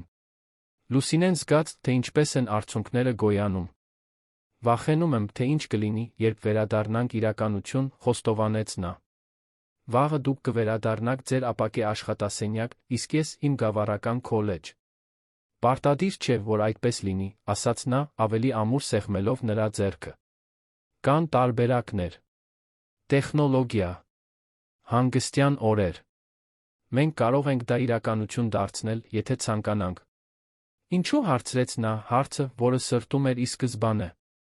Ինչու։ Ես, Հարություն։ Դուք կարող էիք ունենալ ցանկացած մարդու։ Նա ժպտաց, այդ հազվագյուտ անկեղծ ժպիտը, որը կարծես նախատեսված էր միայն նրա համար։ Որովհետև դուք ինձ տեսնում եք։ Ոչ թե բժշկին, ոչ թե միլիոնատերին, ոչ թե ամսագրերում գրված անունը։ Պարզապես Հարությունին։ Եվ որովհետև, երբ նայում եմ ձեզ, ես տեսնում եմ իրական մարդու ելույթների աշխարհում։ Սուրճը սառչում էր, մինչ նրանք զրուցում էին, դարչինով տորթը գրեթե անձեռնմխելի էր։ Նրանք խոսեցին սիրելի գրքերի մասին, հայտնաբերեցին զարմանալիորեն համատեղելի երաժշտական ճաշակներ, ծիծաղեցին ներքին կատակների վրա, որոնք ստեղծել էին 48 ժամից էլ քիչ ժամանակում։ Ամեն րոպե նրանց աշխարհների միջ անդունդը կարծես նվազում էր, բացահայտվելով ավելի շատ երակայական, քան իրական։ Երբ վերջապես դուրս եկան սրճարանից, անձրը վերածվել էր մեղմ ցողի։ Հարությունը տաքսի կանչեց։ Կարող եմ ձեզ հյուրատուն տանել։ Լուսինեն կարճատ վարանեց, ապա գլխով արեց։ Ճանապարհը լուռ էր, նրանց ձեռքերը միահյուսված էին նրանց միջ, հետի նստարանին, յուրաքանչյուրը կլանելով տեղի ունեցողի իրականությունը։ Համեստ հյուրատուն հասնելուն պես Հարությունը խնդրեց վարորդին սպասել։ Նա ուղեկցեց Լուսինեին մինչ մուտքը, որտեղ նրանք կանգնեցին փոքր ծածկի տակ, որը պաշտպանում էր նրանց համար ցողից։ Վաղը իմ վերջին դասախոսությունն է բժշկական կոնֆերանսում, ասաց նա։ Այն ավարտվում է կեսօրին։ Կարող եմ ձեզ վերցնել դրանից հետո։ Մենք կարող էինք ճաշել, օրը միասին անցկացնել, նախքան դուք կվերցնեիք ձեր ավտոբուսը վերադառնալու համար։ Կցանկանայի դա, պատասխանեց նա, զգալով անհանգստության սպասումի խառնուրդ։ Հաջորդած լռությունը լի էր չարտահայտված մտադրությամբ։ Հարությունը դանդաղ մոտեցավ, նրան ժամանակ տալով հետ քաշվելու, եթե ցանկանար։ Լուսինեն չհետ քաշվեց։ Երբ նրանց շուրթերը առաջին անգամ դիպան իրար, կարծես վերջին 2 օրվա բոլոր զրույցները, հայացքները, հպումները համախմբվեցին կատարյալ ներդաշնակության այդ պահին։ Համբույրը նուրբ էր, գրեթե պաշտամունքային, առաջին գլուխ, ոչ թե եզրակացություն։ Երբ նրանք բաժանվեցին, երկուսն էլ գիտեին, որ ինչ-որ հիմնարար բան փոխվել էր։ Այլս հետդարձի ճանապարհ չկար։ Մինչ վաղը, շշնջաց նա։ Մինչ վաղը, պատասխանեց նա, վերջին անգամ դիպչելով նրա դեմքին, նախքան տաքսի վերադառնալը։ Լուսինեն մտավ հյուրատուն, դողդողացող ոտքերով, տիկին Անահիտին գտնելով փոքր ընդհանուր սենյակում, որը դիտում էր իր երեկոյան սերիալը։ Թրջված ես եկել, աղջիկս։ Կհիվանդանաս, մեկնաբանեց կինը, բայց նրա տոնը ավելի շատ հետաքրքրասեր էր, քան կշտամբող։ Եվ ինչ։ Այդ կարևոր բժիշկն այնքան տպավորիչ է, որքան ասում են։ Նա ես այլ բան էի սպասում, պատասխանեց Լուսինեն, անխուսափելի ժպիտը հայտնվելով նրա շուրթերին։ Այդ գիշեր, հյուրատան պարզ մահճակալին պառկած, Լուսինեն վերապրում էր օրվա յուրաքանչյուր պահը, կոկտեյլը, անձրը, խոստովանությունը փոթորկի տակ, հարմարավետ սրճարանը, հրաժեշտի համբույրը։ Նրա մի մասը դեռ չէր հավատում, որ այդ ամենը տեղի էր ունենում։ Գավառական ուսանողուհին հայտնի բժիշկը, դա անհավանական սիրավեպի սյուժե էր թվում։ Նրա հեռախոսը թրթռաց հաղորդագրությամբ։ Շնորհակալություն ինձ իսկական Լուսինեին ճանաչելու հնարավորություն տալու համար։ Անհամբեր սպասում եմ վաղվան։ Քաղցր քուն։ Հարություն։ Նա ժպտաց էկրանին, մուտքագրելով պարզ, բայց անկեղծ պատասխան։ Շնորհակալություն ինձ տեսնելու համար։ Մինչ վաղը։ Մինչդեռ հաղթանակ զբոսայգու տեսարանով բնակարանում Հարությունը դիտում էր քաղաքի լույսերը, մի հստակության զգացումով, որը նա տարիներ շարունակ չէր զգացել։ Նրա հեռախոսը համառորեն զանգում էր, Վանեսան պնդում էր կոկտեյլի ձախողումից հետո, գործընկերները հարցնում էին նրա հանկարծակի հեռանալու մասին, քարտուղարը հիշեցնում էր հաջորդ օրվա հանդիպումների մասին։ Բայց այդ գիշեր նա թույլ տվեց իրեն անտեսել այդ բոլոր պահանջները։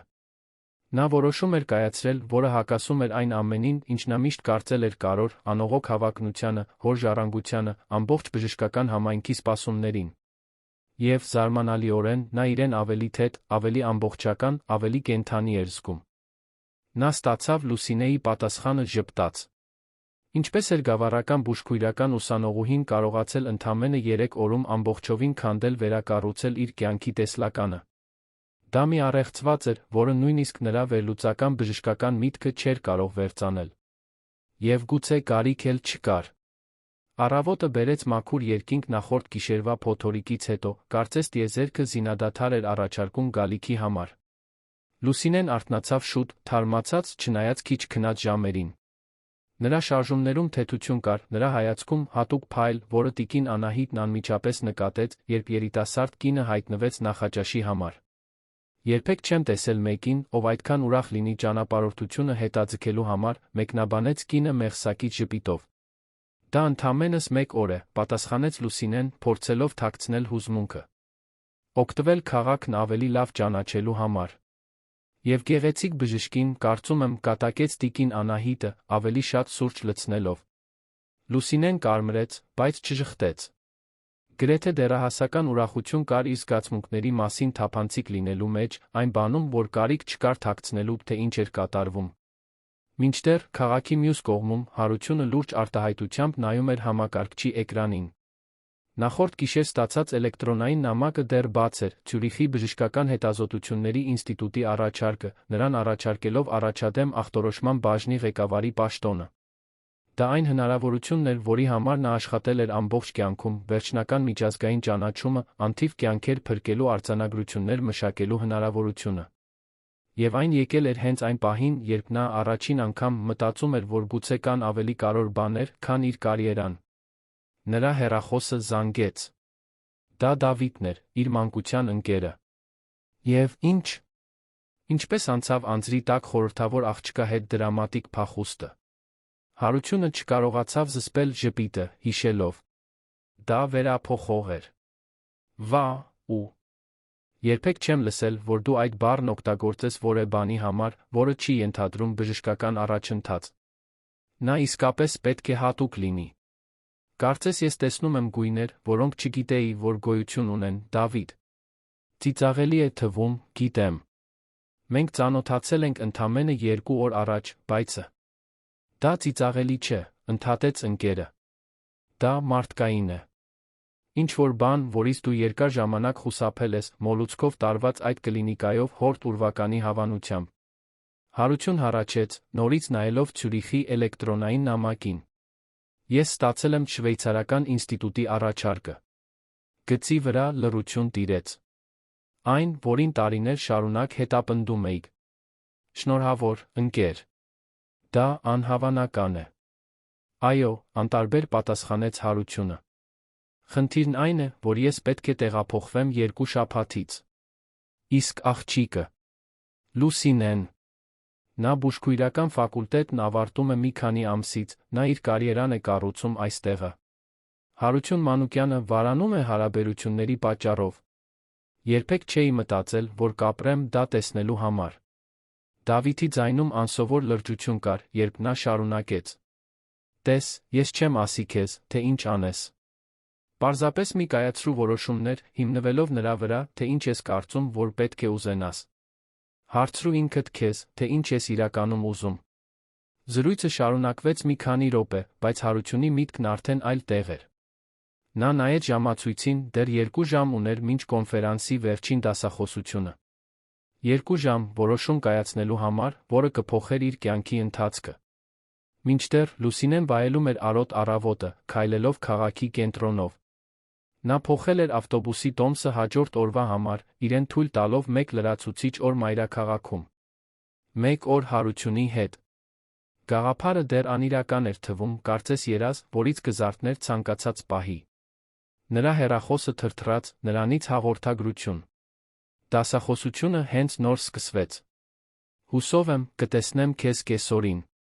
Չեմ կարողանում դադարել մտածել երեք երեկոյի մասին։ Նա ժպտաց, մուտքագրելով պատասխան. Ես էլ։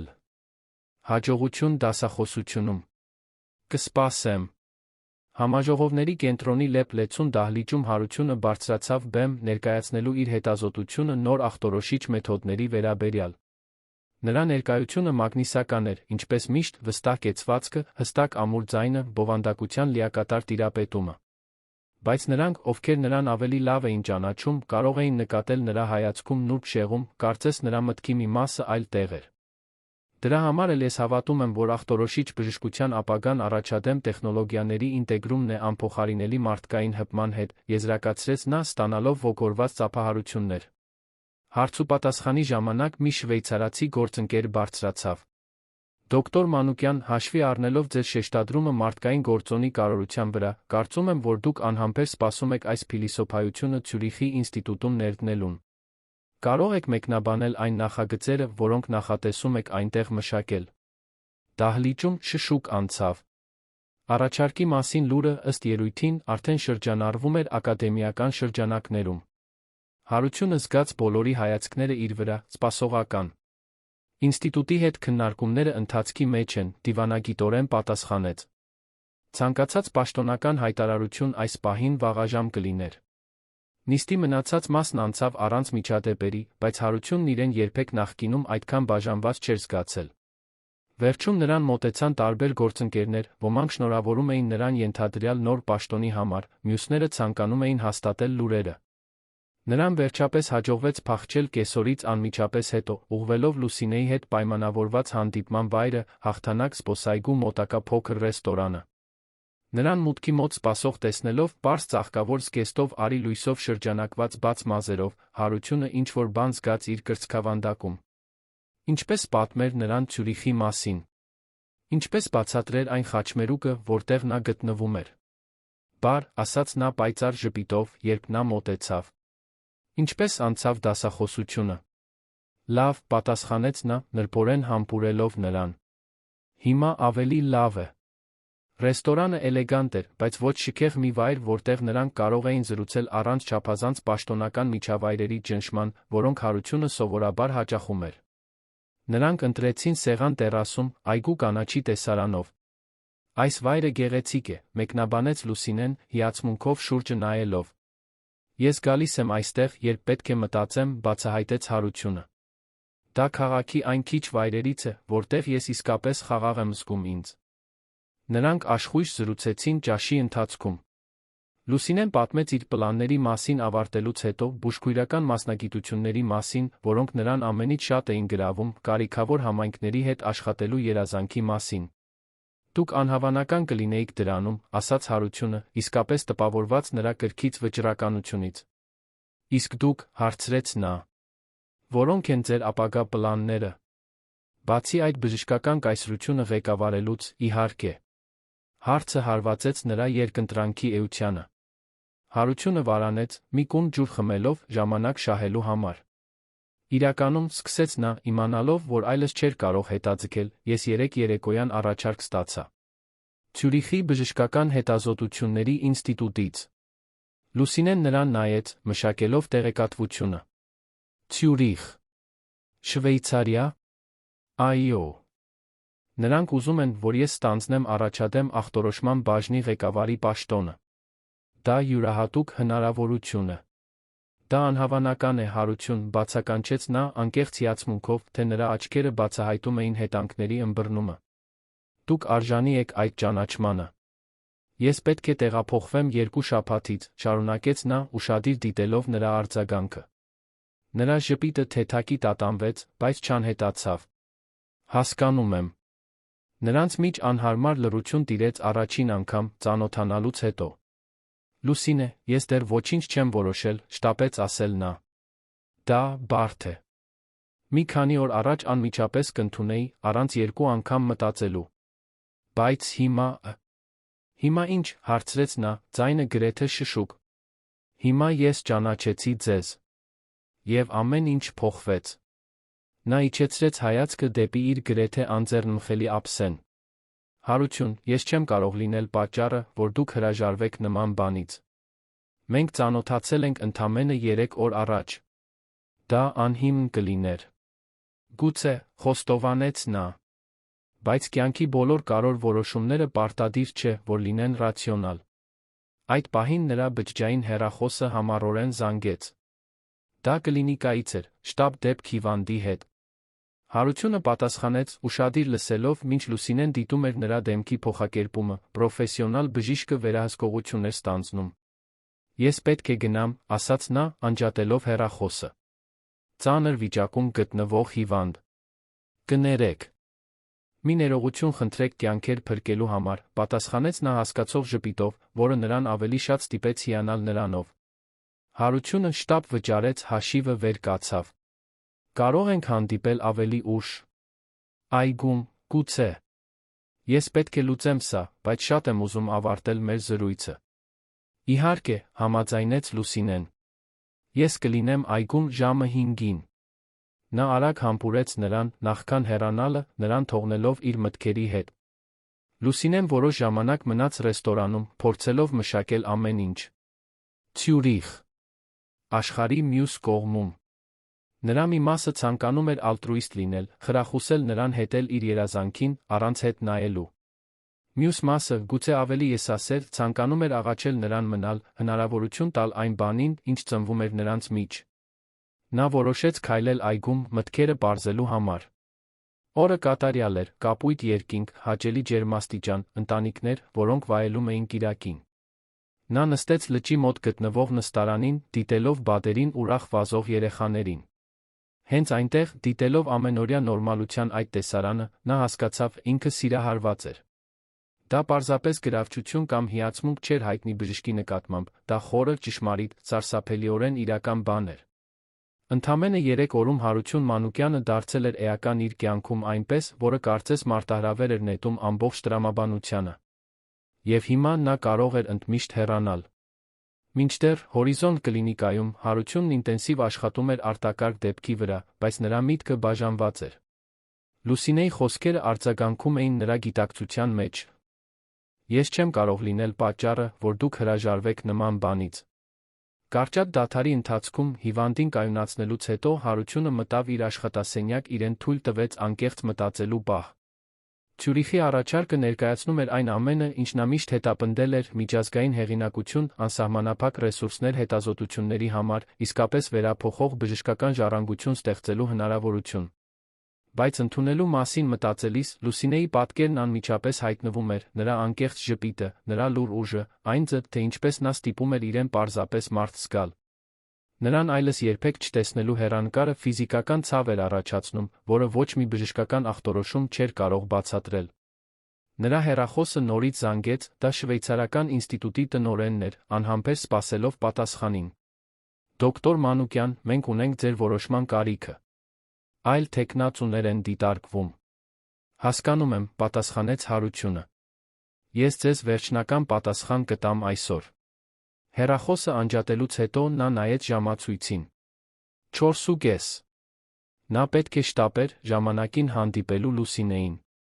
Բայց մինչ այդ, նա պետք է որոշում կայացներ, որը ընդմիշտ կփոխեր իր կյանքի ընթացքը։ Մինչդեռ այգում Լուսինեն սպասում էր սրտի արագ զարկերով։ Նա կայացրել էր իր սեփական որոշումը, կաջակցեր նրա ցանկացած ընտրությանը, նույնիսկ եթե դա նշանակեր հրաժեշտ տալ։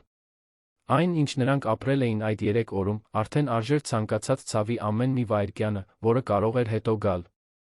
Ժամացույցը ցույց էր տալիս 5-ը։ Ապա 5:10։ 5:20։ Երբ ժամացույցը վերջապես ցույց տվեց 5:10, Լուսինեն զգաց, թե ինչպես է իր ստամոքսը ընկնում։ Նա չէր գա։ Գուցե նա արդեն որոշել էր։ Գուցե ավելի հեշտ էր պարզապես չհայտնվել։ Նա վեր կացավ նստարանից, պատրաստվելով անխուսափելի վերադարձին հյուրատուն, իսկ հաջորդ օրը, իր նորմալ կյանքին Գյումրիում, մի կյանք, որն այժմ անդառնալիորեն փոխվել էր Հարություն Մանուկյանի հետ կարճատ հանդիպումից։ Հենց այդ ժամանակ նա նկատեց նրան, որը վազում էր այգու ճանապարհով դեպի իրեն, դեռ կրելով կլինիկայի խալաթը, մազերը անկանոն, ինչպես երբեք չէր տեսել նախկինում։ Հարությունը կանգնեց նրա դիմաց, շնչահեղձ, ձեռքին ինչ-որ բան պահած, ծրար։ Կներեք ուշացման համար, ասաց նա, շունչը վերականգնելով։ Մինչ գալը կարոր գործ ունեի անելու։ Լուսինեն դիտեց ծրարը, որը նա այժմ մեկնում էր դեպի իրեն։ Ինչ է սա։ Իմ պատասխանը Ցյուրիխին։ Դողդողացող ձեռքերով նա վերցրեց ծրարը։ Այն կնքված էր, պատրաստ առաքման։ Դուք արդեն որոշել եք, նկատեց նա, ոչ թե որպես հարց։ Այո, հաստատեց Հարությունը։ Եվ ուզում էի, որ դուք լինեիք առաջինը, ով կիմանա։ Լուսինեն նայեց իր ձեռքի ծրարին, զգալով ապագայի ծանրությունը, որը պարունակվում էր այդ մի քանի թերթիկներում։ Հարություն, ես… Նախքան բացելը, ընդհատեց նա, մոտենալով նրա ձեռքերը բռնելու համար, պետք է իմանաք մի բան։ Ձեզ հետ անցկացրած այս 3 օրն ինձ ավելին ցույց տվեցին իմ մասին, քան տարիների թերապիան կկարողանար։ Անկախ նրանից, թե ինչ է պարունակում այդ ծրարը, այն, ինչ ես զգում եմ ձեր հանդեպ, իրական է։ Ավելի իրական, քան ցանկացած այլ բան իմ կյանքում։ Սրտի անկանոն զարկերով Լուսինեն բացեց ծրարը, սկսեց կարդալ Ցյուրիխի բժշկական հետազոտությունների ինստիտուտին ուղղված նամակը։ Լուսինեն խորը շունչ քաշեց, սկսեց կարդալ նամակը, յուրաքանչյուր բառ արձագանքում էր նրա մտքում, որպես ժամացույցի զարկեր, որոնք նշում էին նրանց երկուսի ճակատագիրը։ Հարգելի դոկտոր Հոֆման, Ցյուրիխի բժշկական հետազոտությունների ինստիտուտի կոմիտե։ Խորին հարգանքով ուշադրությամբ եմ գրում, շնորհակալություն հայտնելու ինձ առաջարկված արտասովոր հնարավորության համար։ Առաջադեմ ախտորոշման բաժնի ղեկավարի պաշտոնի հրավերը ներկայացնում է բժշկությանը նվիրված տարիների ճանաչումը, ես իսկապես պատիվ եմ զգում։ Այնուամենայնիվ, մանրակրկիտ մտածելուց հետո, ես հարգալից պետք է հրաժարվեմ առաջարկից։ Լուսինեն դադարեց կարդալուց, բարձրացնելով աչքերը հանդիպելու Հարությունի հայացքին, ով ինտենսիվորեն դիտում էր նրան։ Դուք հրաժարվեցիք, մրմնջաց նա, ձայնը գրեթե անլսելի։ Ինչու՞։ Հարությունը ժպտաց, այդ հազվագյուտ անկեղծ ժպիտը, որը կարծես նախատեսված էր միայն նրա համար։ Որովհետև կյանքումս առաջին անգամ ես ընտրեցի չփախչել նրանից, ինչ զգում եմ։ Նա նրա դեմքը վերցրեց իր ձեռքերի մեջ, գրեթե պաշտամունքային նրբությամբ։ Ցյուրիխի առաջարկն այն ամենն էր, ինչ ես միշտ կարծել էի, որ ուզում եմ։ Բայց վերջին 3 օրում ես հայտնաբերեցի, որ սխալ բաների հետից էի վազում։ Հեղինակություն, միջազգային ճանաչում, մշտական հաստատում այդ ամենը թույլ փոխարինողներ են այն բանի համար, ինչն իսկապես կարևոր է։ Լուսինեի աչքերը լցվեցին արցունքներով։ Ես չեմ ուզում պատասխանատու լինել ձեր երազանքը թողնելու համար։ Դուք չեք, վստահորեն պատասխանեց Հարությունը։ Դուք օգնեցիք ինձ տեսնելու, որ իմ իսկական երազանքները տարբերվում են նրանից, ինչ ես պատկերացնում էի։ Ես ոչ մի կարևոր բանից չեմ հրաժարվում, ես ընտրում եմ այն, ինչն իսկապես արժեք ունի։ Կեսօրվա արը թափանցում էր ծառերի տերների միջով, Լուսինեի դեմքին ոսկեգույն նախշեր ստեղծելով։ Նրանց շուրջ այգին բաբախում էր կյանքով, ծիծաղող երեխաներ, զբոսնող զույգեր, աշխարհը պտտվում էր իր սովորական ռեժիմով, ամբողջովին անտարբեր այն վերափոխող պահի նկատմամբ, որը նրանք երկուսն էլ կիսում էին։ Իսկ եթե չստացվի, հարցրեց Լուսինեն, ձայն տալով այն վախին, որը դեռ կախված էր նրա մտքում։ Եթե մեկ շաբաթից, մեկ ամսից, մենք հասկանանք, որ դա պարզապես անհիմն ցանկություն էր։ Հարությունը լուռ մնաց մի պահ, հարցը դիտարկելով այն լրջությամբ, որին արժանի էր։ Այդ ժամանակ մենք կփորձած կլինենք, վերջապես պատասխանեց նա։ Եվ դա արդեն ավելին է արժե, քան մի ամբողջ կյանքի, իսկ եթե ները։ Ես չեմ խոստանում, որ հեշտ կամ կատարյալ կլինի, Լուսինե։ Ես պարզապես ասում եմ, որ ուզում եմ իմանալ, թե որքան հեռու կարող ենք գնալ միասին։ Նա գլխով արեց, թույլ տալով արցունքներին վերջապես թափվել։ Ես էլ եմ ուզում։ Դա այն ամենն էր, ինչ պետք էր ասել։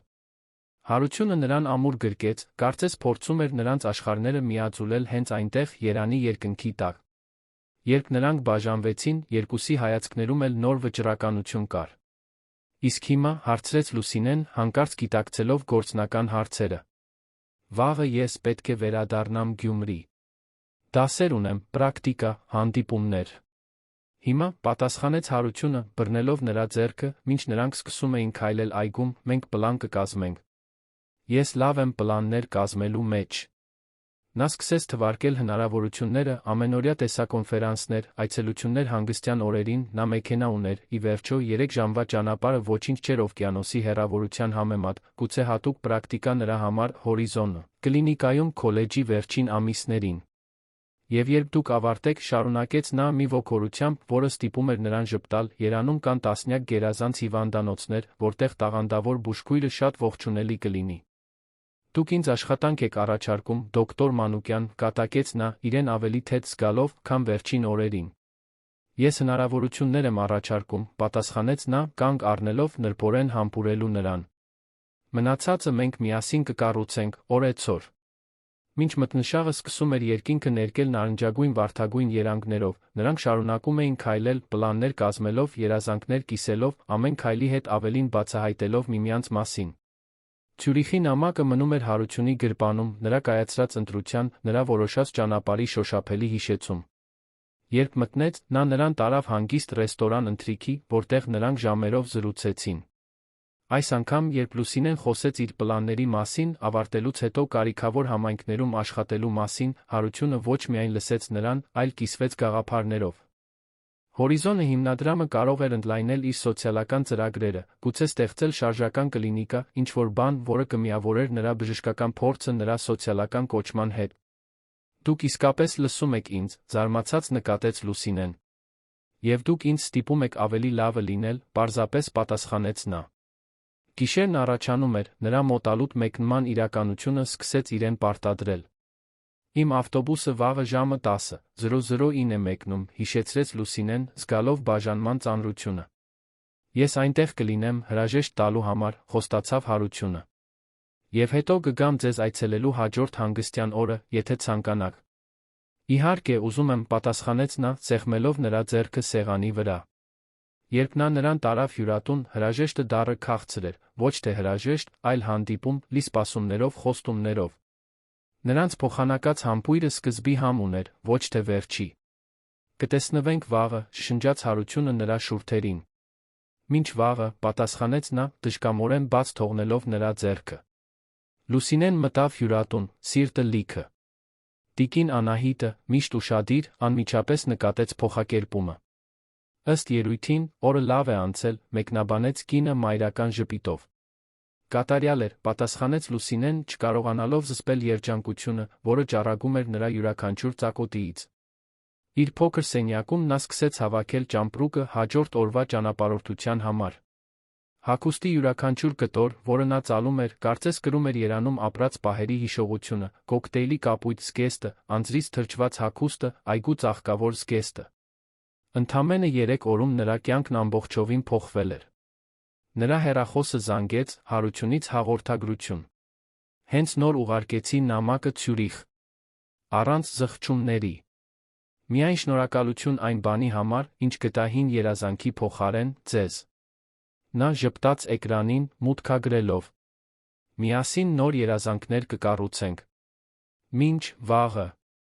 Մինչդեռ հաղթանակ զբոսայգու տեսարանով բնակարանում Հարությունը դիտում էր գիշերային քաղաքը, մի խաղաղության զգացումով, որը նա տարիներ շարունակ չէր ճանաչել, գուցե երբեք։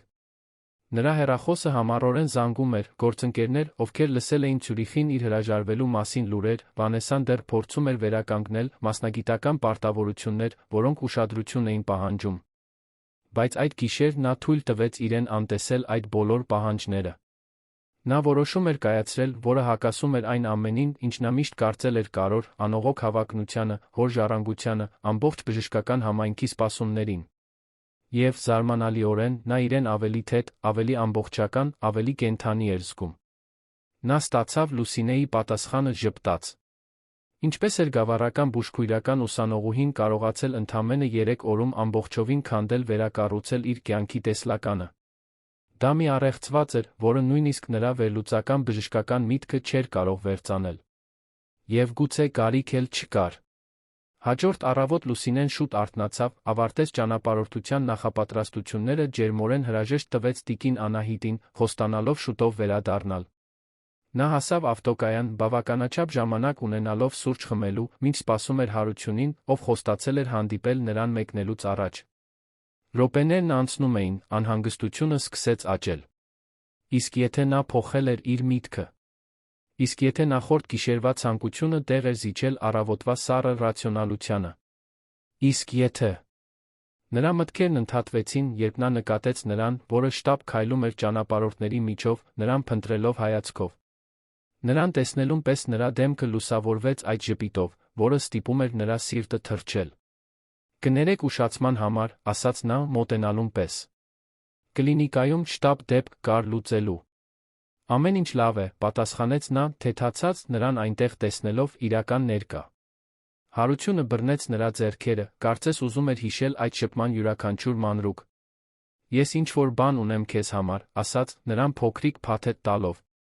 Լուսինեն զգուշորեն բացեց այն, բացահայտելով նուրբ արծաթյա լուսանկարի շրջանակ։ Ներսում, նրանց երկուսի լուսանկարը այգում, որը արվել էր նախորդ օրը շրջիկ լուսանկարչի կողմից, նրանց դեմքերը մոտ, անկեղծ ժպիտներ, մայրամուտը ետին պլանում։ Որպեսզի հիշեք, որ դա երազ չէր, բացատրեց նա, ձայնը թեթակի խռպոտ հույզից։ Կատարյալ է, շշնջաց նա, մատների ծայրերով դիպչելով պատկերին։ Շնորհակալություն։ Ավտոբուսի մեկնման մասին հայտարարությունը հնչեց բարձրախոսներից, ուղորներին կանչելով նստելու։ Սա հրաժեշտ չէ, հաստատեց Հարությունը, նրան գրկելով վերջին գրկախառնության համար։ Սա պարզապես դադար է մեր պատմության մեջ։ Մի պատմություն, որը հազիվ է սկսվել, լրացրեց նա, ժպտալով զսպված արցունքների միջով։ Նրանց այնտեղ, ավտոկայանի խելահեղ շարժման մեջ փոխանակած համբույրը լուր խոստում էր, համբերության, համառության, անսպասելիորեն սկսված բանի դանդաղ խնամքով կառուցման։ Կտեսնվենք ուրբաթ օրը, ասաց Հարությունը, երբ նա բարձրանում էր ավտոբուսի աստիճաններով։ Կսպասեմ, պատասխանեց Լուսինեն, սրտում պահելով նրա կերպարը, որը կանգնած էր հարթակում, թափահարելով ձեռքը, մինչ տրանսպորտային միջոցը դանդաղ հեռանում էր։ Մինչ ավտոբուսը լքում էր Երանը, Լուսինեն նայում էր պատուհանից, տեսնելով, թե ինչպես է հսկայական քաղաքը աստիճանաբար փոքրանում։ 3 օր առաջ նա եկել էր որպես անանուն ուսանող պարզ բժշկական հետազոտության համար։ Այժմ նա հեռանում էր փոխակերպված սրտով, գրելով ապագայի խոստումներ, որոնք նույնիսկ իր ամենահամարձակ երազանքներում չէր պատկերացնի։ Նրա կողքին, նրանց երկուսի լուսանկարով շրջանակը փայլում էր արի լույսի տակ, որպես թալիսման կասկածների անորոշությունների դեմ, որոնք անխուսափելիորեն կգային։ Դա մի ճանապարհորդության սկիզբն էր, որը նրանցից ոչ մեկը չէր կարող կանխատեսել, լի մարտահրավերներով, ճշգրտումներով, հայտնագործություններով, բայց որը նրանք երկուսն էլ ընտրել էին միասին դիմակայելու։ Եվ մինչ բնապատկերը փոխվում էր քաղաքային բետոնից դաշտերի կանաչի, Լուսինեն ժպտաց։ Ախտորոշումը արված էր, այն վերջնական էր, անբուժելի սեր։ 6 ամիս անց գարնանային արը առատաձեռնորեն թափվում էր հորիզոն կլինիկայի լայն պատուհաններից, ոսկեգույն նախշեր ստեղծելով մարմարե հատակին։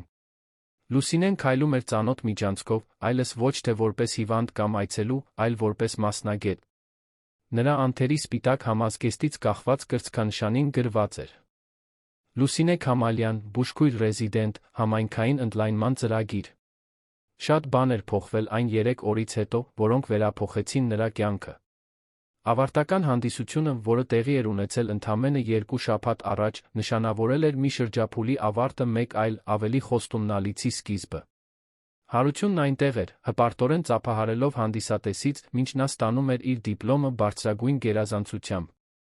Այժմ նա սկսում էր իր ռեզիդենտուրայի շրջանը Երանում, իր ժամանակը բաժանելով կլինիկայի այն սոցիալական նախագծի մեջ, որը Հարությունն էր ստեղծել, ոգեշնչված նրանց զրույցներից, շարժական միավոր, որը մասնագիտացված բուժօգնություն էր տրամադրում ծայրամասային համայնքներին, համատեղելով հաստատության բժշկական գերազանցությունը այն սոցիալական պարտավորության հետ, որը նա այդքան էր գնահատում։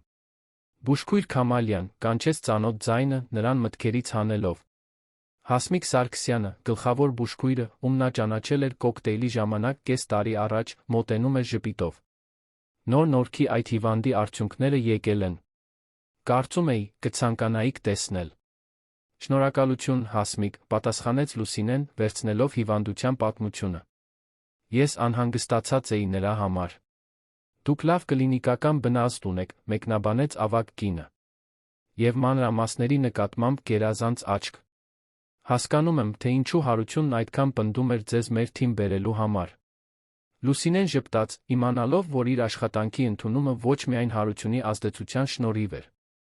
Նրա բացառիկ գնահատականները, պրոֆեսորների ոգորված առաջարկությունները զգալի քաշ ունեին։ Նրանց հարաբերություններն այժմ հանրային էին, բայց նրանք երկուսն էլ պնդում էին իրենց մասնագիտական կյանքը առանձին արժանինքների վրա հիմնված պահել։ Խոսելով նրա մասին, շարունակեց Հասմիկը մեղսակից ժպիտով, ես տեսա դոկտորին շտապելով անցնում էր խորհրդակցությունների սենյակ։ Նյարդային էր թվում։ Տնօրենների խորհրդի կոնֆերանսն այսօր է, բացատրեց Լուսինեն։ Նա կներկայացնի շարժական միավորի ընդլայնման նախագիծը։ Այն բանից հետո, երբ նա հրաժարվել էր Ցյուրիխի առաջարկից, Հարությունն իր էներգիան վերաուղղել էր։ Նա շարունակում էր մնալ միշտ փայլուն բժիշկ հետազոտող, բայց այժմ իր ժամանակի զգալի մասը նվիրում էր սոցիալական նախագծերին։ Փոխակերպումը աննկատ չէր մնացել կլինիկայի թիմի կողմից, բոլորը նկատում էին, թե ինչպես բժիշկը, որը նախկինում հայտնի էր իր պրոֆեսիոնալ սառնությամբ, այժմ նոր էմպաթիա էր դրսևորում հիվանդների գործընկերների նկատմամբ։ Ես պետք է ավարտեմ այս նշումները, ասաց Լուսինեն, ստուգելով ժամացույցը։ Շարժական միավորը մեկնում է 1 ժամից։ Մի անհանգստացեք։ Մենք ամեն ինչ վերահսկում ենք այստեղ, հավաստիացրեց Հասմիկը գլխով անելով։ Լուսինեն շարունակեց իր ճանապարհը դեպի փոքր սենյակը, որը կիսում էր այլ ռեզիդենտների հետ։ Կյանքը Երանում աշխույժ էր, ինտենսիվ, այնքան տարբեր այն առօրյայից, որը նա ճանաչում էր Գավառում։ Հեռավոր հարաբերությունների առաջին ամիսներին հարմարվելը դժվար էր, Հարությունը հանգստյան օրերին մեկնում էր Գյումրի, ամենօրյա տեսակոնֆերանսներ, մշտական հաղորդագրություններ, կապը կենդանի պահելու համար, չնայած կիլոմետրերի տարբերությանը։ Ավարտելուց հետո տեղափոխվելու որոշումը թեթորեն չէր կայացվել։ Նրանք երկար զրուցել էին սպասումների մասին, միմյանց տարածք տալու մասին, առողջ հարաբերություններ կառուցելու մասին, որոնք թույլ կտային փոխադարձ աճ։ Հարությունն ընդգծել էր, որ նա դիմի ռեզիդենտուրայի ծրագրերին տարբեր հիվանդանոցներում, ոչ միայն Հորիզոնտ կլինիկայում։ Ես ուզում եմ, որ դուք ընտրեք ըստ արժանինքների, ոչ թե հարմարության, պնդել էր նա։ Եվ նա արել էր դա, ստանալով առաջարկներ 3 հայտնի հաստատություններից։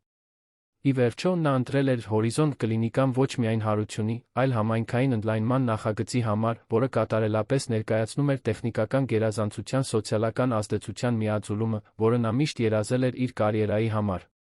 Փոքր բնակարանը, որը նա վարձել էր, գտնվում էր կլինիկայի մշակութային կենտրոնի մեջ, որտեղ հարությունը կամավոր հիմունքներով առաջին օգնության դասեր էր տալիս համայնքային կրթողներին։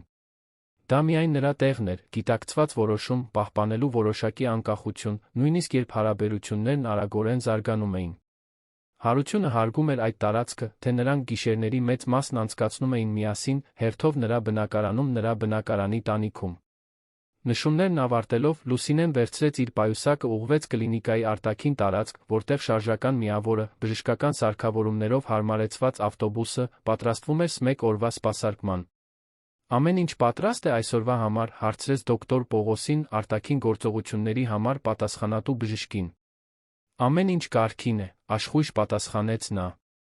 Ձեր առաջարկից հետո սպասարկման հոսքը վերակազմակերպելու վերաբերյալ, մենք կարողանում ենք 30% ով ավելի շատ հիվանդներ ընդունել։ Լուսինեն ժպտաց, գոհունակ։ Նրա գաղափարները լսվում իրականացվում էին, ոչ թե դոկտոր Մանուկյանի ընկերուհին լինելու պատճառով, այլ իր դաշտում ապացուցված իրավասության համար։ Մինչ թիմն ավարտում էր նախապատրաստությունները, նրա հեռախոսը թրթռաց հարությունից հաղորդագրությամբ։ Ներկայացումն ավարտված է։ Խորհուրդը միաձայն հաստատել է ընդլայնումը։ Ընթրիք, այսօր երեկոյան տոնելու համար։ Սիրում եմ քեզ։ Նրա սիրտը տաքացավ, կարդալով վերջին բառերը։ Երբեմն դեռ անիրական էր թվում մտածել, թե ինչպես էր ամեն ինչ սկսվել պարզ բժշկական հետազոտությունից։ Նա արագ պատասխանեց. Շնորհավորում եմ։ Գիտեի, որ կկարողանաք։ Ես կվերադառնամ ժամը 19:00-ին։ Ես էլ եմ քեզ սիրում։ Հեռախոսը դնելով Լուսինեն բարձրացավ շարժական միավորը, պատրաստ 1 օրվա աշխատանքի, որն իսկապես սիրում էր։ Մինչ տրանսպորտային միջոցը լքում էր կլինիկայի ավտոկայանը, նա մտածում էր, թե ինչպես էր կյանքը փոխվել այն առավոտից հետո, երբ նա իջել էր ավտոբուսից Երանի կենտրոնական ավտոկայանում, նյարդային անվստահ։ Կլինիկայի վերին հարկում հարությունն իր աշխատասենյակի պատուհանից դիտում էր, թե ինչպես է շարժական միավորը հեռանում։ 6 ամիս էր անցել, ինչ նա հրաժարվել էր Ցյուրիխից, ոչ մի պահ չէր զղջացել։ Նրա կյանքը վերափոխվել էր այնպես, որ նա երբեք չէր պատկերացնի։ Իհարկե, ճշգրտումներ եղել էին։ Հարաբերությունները հավասարակշռելը նրանց երկուսի մասնագիտական պահանջների հետ հեշտ չէր եղել։ Նրանք վեճեր ունեցել էին, կասկածի պահեր, տարբեր աշխարհների անխուսափելի բախում։ Բայց յուրաքանչյուր մարտահրավեր միայն ամրացրել էր նրանց միջ կապը, հաստատելով, որ այն արոտ այգում կայացրած ընտրությունը ճիշտ էր։ Նրա սեղանին դրված հեռախոսը զանգեց, դա Դավիթն էր, իր մանկության ընկերը։ Լսեցի, որ խորհուրդը հաստատել է ձեր նախագիծը, աշխույժ ասաց նա։ Ոչ թե զարմացած էի։ Ով կարող էր մերժել մեծ դոկտոր Մանուկյանին։ Հարությունը ծիծաղեց։ Հավատացեք, դա ավելի դժվար էր, քան թվում է։ Ես պետք է համոզեի նրանց, որ կարիքավոր համայնքներում ներդրումներ անելը ոչ միայն բարեգործություն է, այլ հանրային առողջապահության ռազմավարություն։ Խոսելով որպես սառը ռացիոնալության գործադիր, կատակեց Դավիթը։ Բայց բոլորս գիտենք, որ սա ձեր սիրելի բուժքրոջ ազդեցության արդյունքն է։ Նա ինձ ստիպում է ավելի լավը լինել, խոստովանեց Հարությունը, չժխտելով Լուսինեի դրական ազդեցությունը իր կյանքում։ Բայց նախագիծն ինքնին իմաստ ունի։ Նախնական տվյալներն արդեն ցույց են տալիս շտապ օգնության հոսպիտալացումների զգալի նվազում սպասարկվող շրջաններում։ Նրանք մի քանի րոպե զրուցեցին, նախքան Հարությունն անջատեց հեռախոսը իր հաջորդ խորհրդատվության համար։ Դեպի աշխատասենյակ տանող ճանապարհին նա անցավ այն սենյակով, որտեղ ճանաչել էր Լուսինեին, այն վայրը, որտեղ ամեն ինչ սկսվել էր։ Նա ժպտաց, հիշելով, թե ինչպես էր շփոթվել այդ երիտասարդ կնոջ անկեղծ ազնիվ հայացքի առաջ, ինչպես ինչ-որ բան իր ներսում անմիջապես իմացել էր, որ այդ հանդիպումից հետո ոչինչ նույնը չի լինի։ Օրն անցավ նորմալ, խորհրդատվություններով, պրոցեդուրաներով, թիմային հանդիպումներով։ Բայց Հարությունի մեջ մի թեթություն կար, որը նրա ավագ հիվանդները զարմանքով էին նկատում։ Հայտնի բժիշկը, որը նախկինում հայտնի էր իր սառը արդյունավետությամբ, այժմ մարդկայնություն էր դրսևորում, որն ավելի տպավորիչ էր դարձնում տեխնիկական գերազանցությունը։ Երեկոյան, երբ շարժական միավորը վերադարձավ կլինիկա, Հարությունն սպասում էր ավտոկայանատեղիում։ Նա դիտեց, թե ինչպես է Լուսինեն իջնում, աշխույժ զրուցելով գործընկերների հետ օրվա սպասարկումների մասին, նրա դեմքը լուսավորված էր նշանակալի, լավ կատարված աշխատանքի բավարարվածությամբ։ «Բար», ասաց նա, նրան տեսնելուն պես, ժպիտով մոտենալով։ «Բար», պատասխանեց նա, թեքվելով կարճ համբույրի համար։ «Ինչպես անցավ օրը»։ «Ինտենսիվ, բայց պարգատրող։ Մենք կարողացանք վաղ հիպերտենզիա հայտնաբերել 5 հիվանդների մոտ, ովքեր հավանաբար չէին դիմի բուժօգնության մինչ շտապ դեպք։ Կյանքեր փրկելը, նախքան նրանք կիմանան, որ պետք է փրկվեն», հիացմունքով մեկնաբանեց Հարությունը։ «Սա պրոֆիլակտիկ բժշկությունն է իր լավագույն դրսևորմամբ»։ Նրանք միասին քայլեցին դեպի ավտոկայանատեղի, կիսվելով օրվա պահերով։ Այլևս չկար բժիշկ-հիվանդ արգելքը, ոչ էլ տարբեր աշխարհների միջ հեռավորությունը, պարզապես երկու մասնագետ, ովքեր կրքոտ էին իրենց արածի հանդեպ միմյանց հանդեպ։ «Ես անակնկալ ունեմ քեզ համար», ասաց Հարությունը, երբ նրանք հասան մեքենային։ «Այսօրվա տոնակատարության մի մասը»։ «Կարծում էի, որ տոնակատարությունն ընթրիքն էր», պատասխանեց նա հետաքրքրասեր։ «Դա ընդամենը սկիզբն է», խորհրդավոր ժպտաց նա։ «Վստահիր ինձ»։ Նրանք մեքենայով գնացին Հրազդան գետի ափին գտնվող ռեստորան, մայրամուտի տեսարանով, որը երկինքը ներկում էր վարդագույն նարնջագույն երանգներով։ Դա անպաճույճ, բայց հմայիչ վայր էր, բացօթյա սեղաններով հանգիստ մթնոլորտով, հենց այնպիսի միջավայր, որը նրանք երկուսն էլ նախընտրում էին, հեռու այն սոցիալական շրջանակների շքեղությունից, որոնք Հարությունը նախկինում հաճախում էր։ Ընթրիքի ընթացքում նրանք զրուցեցին ընդլայնման նախագծի ապագայի մասին, Լուսինեի ռեզիդենտուրայի պլանների մասին, Հարությունի հնարավորության մասին նվազեցնելու աշխատասենյակի ժամերը, ավելին նվիրվելու հետազոտություններին դասավանդմանը։ «Գիտեք», ասաց նա, իրենց բաժակների մեջ ավելի շատ գինի լցնելով, «ես երբեք չէի պատկերացնի, որ Ցյուրիխից հրաժարվելն ինձ այդքան մասնագիտական բավարարվածություն կբերի։ Դա իմ կարիերայի գագաթնակետն էր թվում, բայց հիմա տեսնում եմ, որ դա պարզապես նույնի կրկնություն կլիներ։